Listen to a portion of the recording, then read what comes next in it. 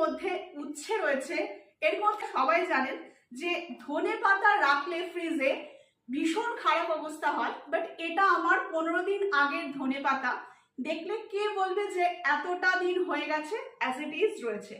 Tomato গুলো একদম সুন্দরভাবে রয়েছে, যেটা পটল স্কিনটা একদম কেমন হয়ে যায়, বাট ফ্রিজ স্মার্টে যখনই আমরা এই গোটা জিনিসগুলো স্টোর করব, তো দেখছে 1 মাস রাখলেও কিন্তু এটা সেম থাকবে, ভীষণ ভালো থাকে।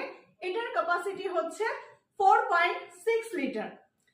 লং টাইম আরো বেটার রেজাল্ট আপনি পাবেন। এর মধ্যে গোটা জিনিসই রাখতে হয়।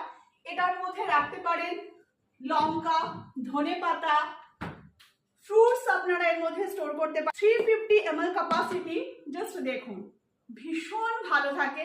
এটার মধ্যেও সবকটার ভেন্ট দেওয়া রয়েছে, আপনাদের যে কোনো প্রয়োজনীয় জিনিস